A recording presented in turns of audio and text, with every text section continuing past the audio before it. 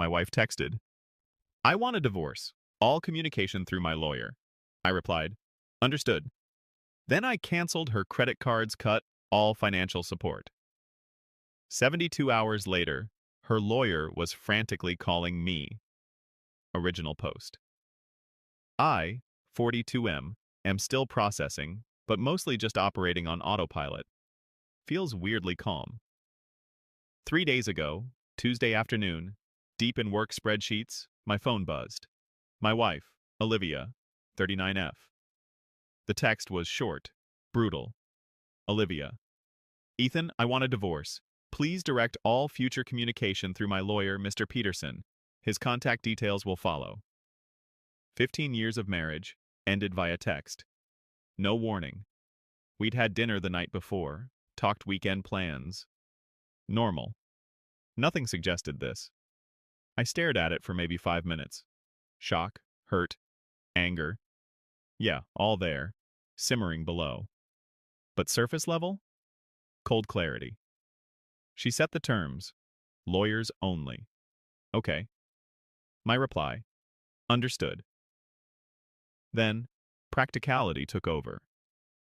Legal channels meant informal marriage arrangements were instantly void. We always kept our main finances separate for day-to-day stuff. Learned that lesson from my parents' messy split. She had her personal account, I had mine. Credit cards. Olivia had supplementary cards on my accounts. Not joint ownership, just authorized user status I granted. Logged into banking apps. Click. Cards canceled. Reported user no longer authorized. Done. Allowance. I transferred her a monthly sum to her personal account for discretionary spending. Logged into my bank. Canceled the recurring transfer. Effective immediately. Shared subscriptions, Netflix, Prime, etc., under my name. Logged out all other devices. Changed passwords. She wants streaming, she buys it. Car. The car she drives is leased in my name, my insurance. Didn't cancel insurance immediately, too risky for everyone on the road, but noted to discuss the lease transfer with my lawyer ASAP. Gas card tied to a canceled credit card? Useless now. Took maybe 30 minutes. Not revenge, just accepting the new reality she dictated. She drew the line. Lawyers only. Fine. Lawyers work on formal agreements, not assumptions based on a marriage she just ended. Her lawyer's details arrived via email an hour later. Forwarded them straight to Ms. Cole, a top divorce attorney a colleague recommended. Emailed Ms. Cole. Received text demanding divorce, lawyers only. Complied. Need immediate counsel on next steps, asset protection. Advise retainer. Finished my work project, went home. House was empty. She must have packed while I was out. Slept okay, surprisingly. Fast forward 72 hours. Friday afternoon, unknown number rings. Had a feeling. Hello? Is this Ethan? Ethan's last name? Sharp, impatient voice. Speaking. This is Mr. Peterson. I represent Olivia. Olivia's last name. My client is experiencing some difficulties. Okay? Level voice. Her cards declined. Funds cut off abruptly. Highly irregular, Mr. Ethan's last name. Financial status quo is generally maintained during separation. Mr. Peterson, I said calmly, my wife texted Tuesday demanding divorce, stating all communication must go through you. I acknowledged and complied. Informal financial arrangements ceased. Future support needs formal legal discussion, through you, and my counsel, Ms. Cole, whom I'm retaining. Pause. Paper shuffling. She needs funds now. Necessities, accommodation. Accommodation? Genuine surprise. Where is she? Not pertinent. You acted in bad faith, cutting her off without warning. Mr. Peterson, voice cooler now. My wife unilaterally ended our marriage via text and set the lawyers-only rule. She ended the status quo of trust and communication. Financial support will be determined legally, not by frantic calls over declined cards she wasn't the primary holder of. Longer pause. My client seeks emergency financial relief, he said stiffly. Her prerogative, I replied. Direct filings to my attorney, Ms. Cole. You have her details? Yes, he clipped. Excellent. Conversation concluded, per my wife's directive. Good day. Hung up. Heart pounding now, adrenaline kicking in. But also, validation. She wanted cold and legal, she's getting it. Exactly. Waiting for Ms. Cole's call. This is just the start. Update 1. 1 week later. Been a week since the text. Things heated up, as expected. Thanks for the comments, DMs. Good to know I'm not nuts. Ms. Cole got back same day, Mr. Peterson called. She's good. Confirmed my actions were logical given Olivia's text. Advised. Document everything. Mr. Peterson's first move came Monday. Formal request for emergency temporary spousal support, plus exclusive use of the marital home, which she'd already left, LOL. The amount? Astronomical. Basically wanted me to fund her old lifestyle plus new housing plus legal fees. Entitlement level? Expert. Ms. Cole responded. Countered with much lower temporary support based on actual need, not wants. Noted she left the home I still occupy. Highlighted her lawyers-only rule and my actions as a direct consequence. Then, the personal attacks began. Olivia's BFF, Haley, called Wednesday night. Answered hoping for intel. Mistake. Ethan, what the actual fuck? No hello. Haley, tiredly. Don't Haley me. Olivia's on my couch. You cut her off. She couldn't buy groceries, making her homeless? Haley, Olivia demanded divorce via text, lawyers only. I respected her wishes. Bullshit! You know she barely works. How can she live? She's terrified. Olivia's part-time graphic design gig nets. 1 couch month, mostly fun money before. She hired a lawyer before talking to me, I said. Financials go through him and my lawyer. The process she chose. Cruel, vindictive. After 15 years, she was emotional, made a mistake. Instructing lawyers only is a specific mistake, Haley. Was hiring Mr. Peterson also a mistake? Silence. Then, she deserves support. You always took care of her.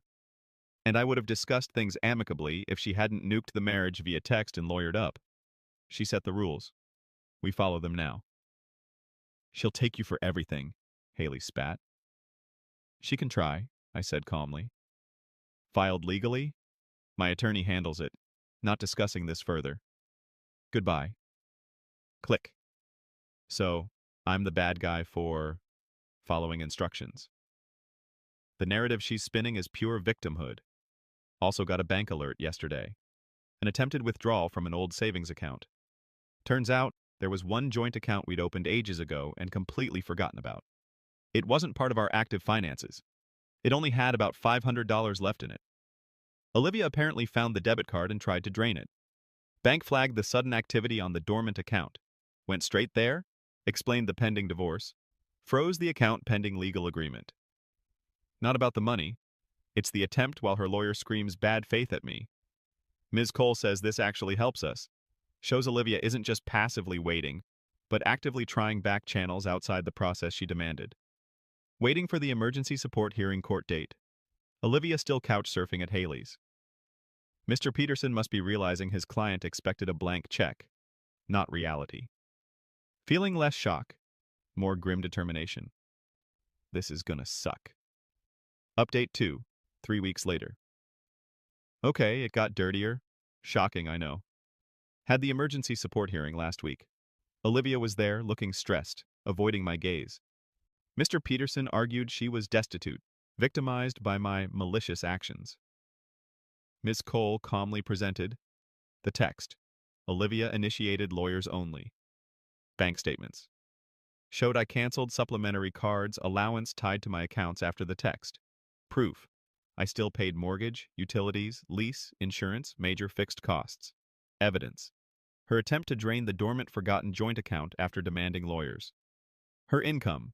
Showed her part-time earnings proved she wasn't destitute, just missing discretionary funds. Judge wasn't buying Mr. Peterson's drama. Asked Olivia why no prior discussion. She mumbled, intimidated. LOL, I'm not. Judge seemed skeptical. Result? Temporary support ordered, way closer to our figure than theirs. Enough for basics, contribution to legal fees, but zero funding for her old lifestyle. Judge basically told Olivia her own actions, the text, the account drain attempt, contributed to her current situation. Dodged a bullet, felt like. But they weren't done. This week, the real games started. Dirty trick number 1. Call from my HR. Anonymous complaint. Alleged misuse of company resources for personal legal stuff. False, used personal devices / email only. And erratic behavior, suggesting instability. Thankfully, my boss knows me. Complaint was vague. HR checked logs. Nothing. Quick chat with me. Calmly explained basics. Dismissed it. Clear attempt to mess with my job. Low. Ms. Cole noted it. Tough to prove anonymous source, but adds to pattern. Dirty trick number 2. Olivia's mother called. Tears, accusations. How could you? She's struggling. Judge unfair. Give her more money. Think of the years she gave you. Same response. Olivia chose this path. Lawyers handle financials as she requested. Can't discuss. Called heartless, hung up, relentless emotional manipulation. They really thought I'd just keep paying forever. My response, sticking to logic under fire. Their tactics just clarified the situation. Simply reacting wasn't enough. I needed to proactively secure my position legally and shut down avenues for manipulation, strictly by the book. The car. Ms. Cole sent Mr. Peterson a letter. Temporary support established? Olivia needs to handle the car, take over lease, if qualified, or return it. I stop payments next cycle. Insurance cover, which I'd maintained, would cease concurrently. 30 days. Her problem to solve within the legal framework. The house. Filed for formal exclusive use since she left and judge didn't grant it to her. Started valuation process for sale buyout. Buyout unlikely given her finances. Establishing clear legal control. Asset division. Pushing for immediate, full financial discovery. Suspect hidden assets on her side.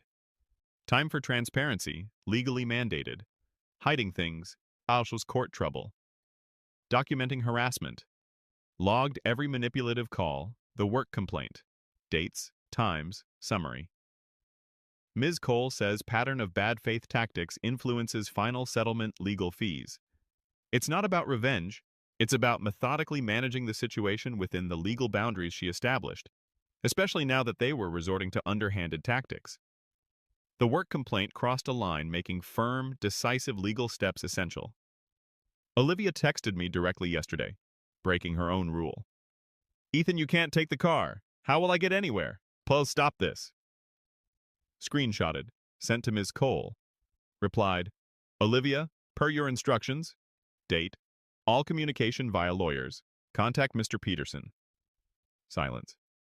Final update, 6 months later. About 7 months since the text. Divorce finalized last month. Feels like ages ago. Time for the final update. The last 6 months were legal trench warfare. Mr. Peterson delayed. Olivia played victim, rejected reasonable offers. The car. Major fight. She couldn't qualify for lease takeover, refused to return it. Mr. Peterson argued necessity. Ms. Cole countered, temp support covers basic transport. Deadline passed. Informed leasing company I wasn't paying. She wasn't authorized driver. Car repossessed from outside Haley's place. Cue frantic calls from Haley, Olivia's mom. Ignored. Forwarded to Ms. Cole. Olivia furious, but legally cornered by the consequences of inaction. The house.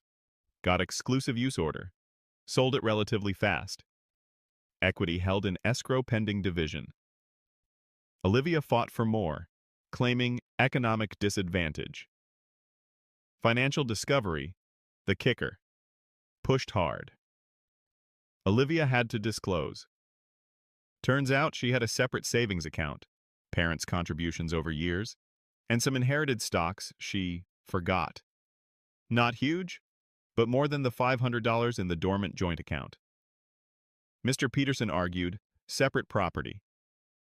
Ms. Cole proved commingling and marital funds, enabling her to keep them untouched. Anonymous complaint. No direct proof, but judge noted the timing, nature, and final proceedings. Didn't win damages, but added to the bad faith picture. Final settlement. Settled just before a contested trial. Judge signaled impatience with Olivia's tactics in pre-trial talks. Facing worse outcome, plus potentially paying my fees, Olivia agreed. Assets. House equity nearly 50-50. Slight edge to me due to her hidden assets factored in. Stocks divided as marital property. She kept her small personal savings. Spousal support. Time limited, 2 years. Rehabilitative alimony. Significantly less than demanded. Enough to help her transition, not fund old lifestyle. Contingent on efforts to become self-supporting. Legal fees. Each paid their own. A win, avoided fighting for her to pay mine. Aftermath. Olivia's in a small apartment. Working more, complaining about money, heard indirectly. Haley distanced herself after Olivia became a burden. Parents likely still helping. Remorse? Apology? Zero. Still seems baffled I didn't just fund her life post-detonation. The entitlement runs deep. She genuinely felt owed her lifestyle regardless. Me? Rough 7 months. Expensive. Stressful. But I'm good. Better, actually. Peace from closing that chapter is huge. Kept my job, integrity, fair asset share. Learned I handle crises strategically. Hitting the gym, seeing friends Olivia disliked, enjoying my quiet house. No Hollywood revenge, just steady, grinding consequences of her choices meeting logical, legal resistance. She wanted formal and legal? Got it, with all the cold financial reality. That's satisfaction enough. Thanks for the space to vent. Helped immensely. Time to move forward.